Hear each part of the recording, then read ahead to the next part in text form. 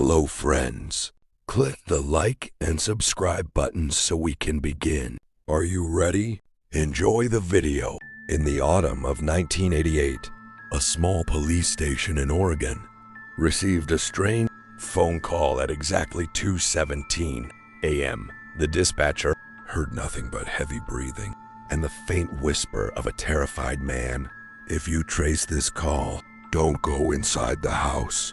Then the line went dead. Police traced the call to an isolated wooden house deep in the forest. When they arrived, the front door was slightly open. Every light inside was off, and the owner's truck was parked outside. The homeowner was a schoolteacher named Arthur Miller. The officers entered cautiously.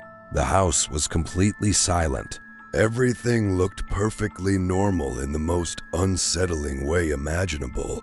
Dinner was still warm on the table. The television was quietly playing in the living room.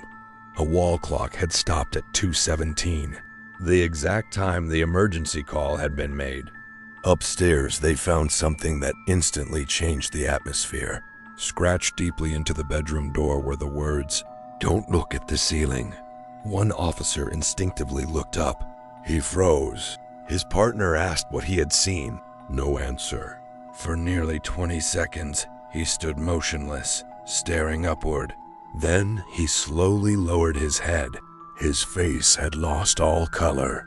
In a shaking voice, he said, "I will never come back into this house." He resigned from the police force a week later and never told anyone what he had seen.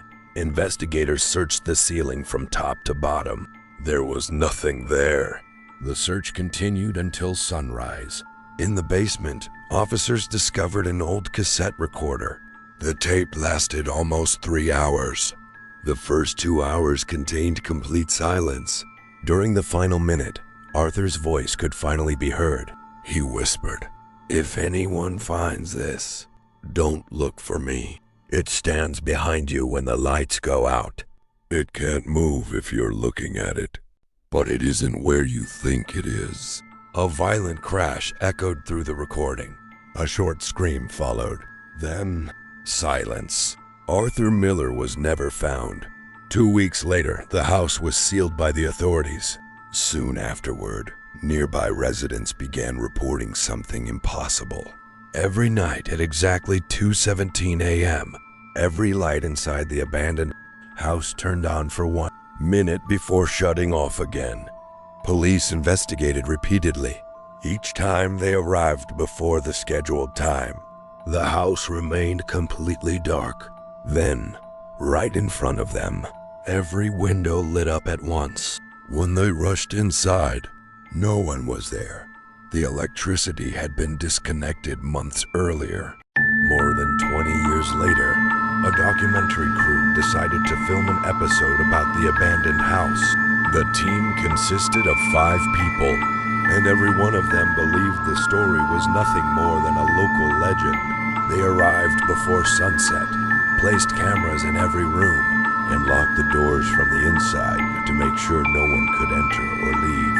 At exactly 2:17 a.m., every camera shut off at the same moment. 8 seconds later, they all turned back on.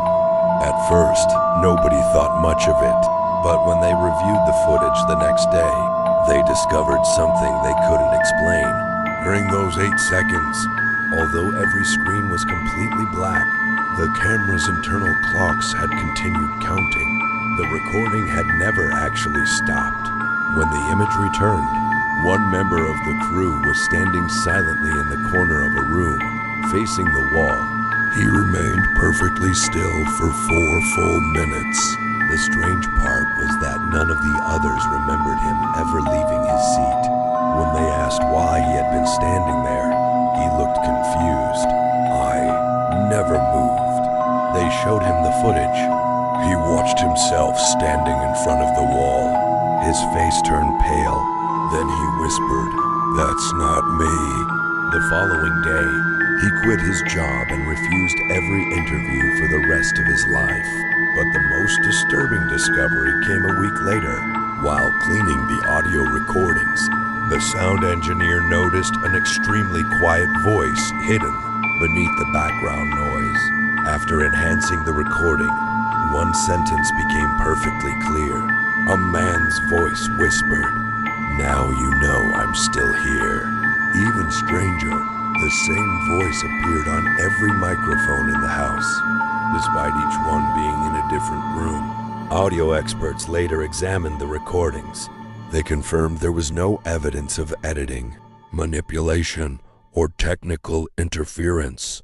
Several months later, the house burned to the ground in a fire whose cause was never determined. Firefighters searched the ruins. They found no human remains. Only one object survived the fire: the old wall clock. Its hands had stopped at exactly 2:17 a.m.